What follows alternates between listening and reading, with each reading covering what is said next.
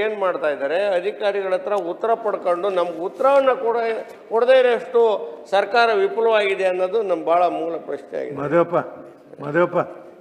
ಮದೇವಪ್ಪ ನಿಮಿಷ. ಈಗ ಸಭಾನಾಯಕರ ಮತ್ತು ಲಾ ಮಿನಿಸ್ಟರ್ ಹೇಳ್ತೀನಿ, ಪ್ರಶ್ನೆಗಳಿಗೆ ಉತ್ತರವನ್ನು ಕೊಡೋದಿಲ್ಲ. ಹಿಂದಿನ ಸೆಷನ್ ಅಧಿಕಾರಿಗಳು ಒಂದು 100 ಸರಿ ಹೇಳಿನ ಸದನದಲ್ಲಿ, ಅಧಿಕಾರಿಗಳಿಗೆ ಕೊಡದಿದ್ದಂದ್ರೆ ಕ್ರಮ ಯಾಕೆ ತಗೊಳ್ಳೋದಿಲ್ಲ? ಸಭಾನಾಯಕರಿಗೆ ಸ್ಪಷ್ಟವಾಗಿ ಹೇಳಿಬಿಡಿ. ಅವ್ರು ಹೇಳೋದು ಪ್ರಶ್ನೆ ಹಾಕಲಿಕ್ಕೆ ಉತ್ತರ ಪಡೀಲಿಕ್ಕೆ ಇಷ್ಟು ಪರದಾಡ್ತಾರೆ. ನೀವು ಹೇಳ್ಕೋತ ಬರ್ತೀರಿ, ಒಂದು ಸ್ಪಷ್ಟವಾದ ನಿರ್ಣಯವನ್ನು ಮಾಡಿ ಸದನದಲ್ಲಿ. ಇಲ್ಲ ನಾವು ಕೊಡೋಂಗಿಲ್ಲ ಅಂತ ಹೇಳ್ಬಿಟ್ಟು ನಾವು ಕೇಳೋದಿಲ್ಲ. ಸರ್ ನಾನು ಸಭಾಪತಿಗಳು ಈಗಾಗಲೇ ಎಲ್ಲ ಸಚಿವರ ಆಫೀಸ್ಗಳಿಗೆಲ್ಲ ಮಾಹಿತಿ ಕೊಟ್ಟಿದ್ದೀವಿ. ಚೀಫ್ ಸೆಕ್ರೆಟರಿ ಅವ್ರಿಗೆ ಸಹಿತ ಮಾಹಿತಿ ಕೊಟ್ಟಿವಿ. ಆದಷ್ಟು ಮುಂದಿನ ವಾರದಲ್ಲಿ. ಅಲ್ಲ ರೀ, ಪ್ರತಿ ಸರಿ ಇದನ್ನ ಹೇಳ್ತೀನಿ. ನೀವು ಈಗ ನೋಡಿ, ನಾನು ನಿಮಗೊಂದು ಮಾತು ಹೇಳ್ತೀನಿ. ಈಗ ನೀವು ಹೇಳ್ತೀರಿ, ಹೇಳಿದ ನಂತರ ಮುಂದೆ ಅದಕ್ಕೆ ಕಾರ್ಯರೂಪ ತರಬೇಕಲ್ಲ. ನಾ ಹಿಂದೊಂದು ಸರಿ ಕೇಳಿ ಸಂಬಂಧಪಟ್ಟಂಥ ಅಧಿಕಾರಿ ಮೇಲೆ ಕ್ರಮ ತಗೋತೀನಿ. ಈಗ ನಿಮ್ಮ ನಾಳೆ ಸೆಷನ್ ಇರ್ತೈತಿ, 1 ತಿಂಗಳ ಕಾಲಾವಕಾಶ ಕೇಳ್ತೀರಿ. ಯಾರೋ ಅಧಿಕಾರಿ ಬರೆದು ಕೊಟ್ಟದ್ದು ಮಿನಿಸ್ಟರ್ ನೋಡೋ ಜವಾಬ್ದಾರಿ ಇರೋದಿಲ್ಲ.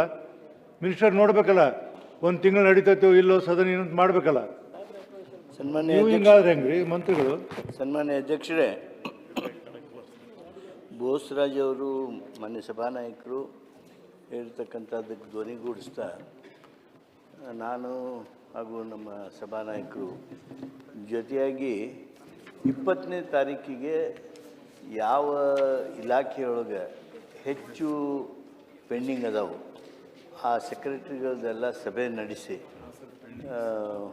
ಇದೇ ಸಂದರ್ಭದೊಳಗೆ ಯಾವಕ್ಕೆ ಅವರು ಈಗಾಗಲೇ ತಮಗೆ ಪತ್ರ ಬರೆದು ಅನುಮತಿ ತೊಗೊಂಡಾರ, 15 ದಿವಸ ಬೇಕು, 1 ತಿಂಗಳು ಬೇಕು, 2 ತಿಂಗಳು ಬೇಕು ಅಂಥೇಳಿ ಅವನ್ನ ತಾಂತ್ರಿಕವಾಗಿ ಅದು ಸರಿ ಇತ್ತು ಅಂದರೆ ಅವನ್ನ ಬಿಟ್ಟು ಉಳಿದ ಎಲ್ಲವುಗಳನ್ನು 26ನೇ ತಾರೀಕಿನೊಳಗಾಗಿ ಉತ್ತರ ಕೊಡಿಸೋದಕ್ಕೆ ಪ್ರಯತ್ನ ಮಾಡ್ತೀವಿ.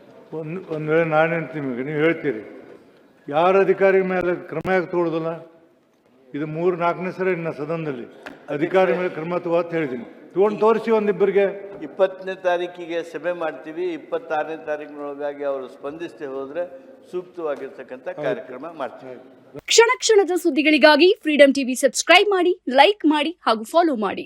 ಹೊಸ ಸುದ್ದಿಗಳ ನೋಟಿಫಿಕೇಶನ್ಗಾಗಿ ಬೆಲ್ ಐಕಾನ್ ಮೇಲೆ ಕ್ಲಿಕ್ ಮಾಡಿ.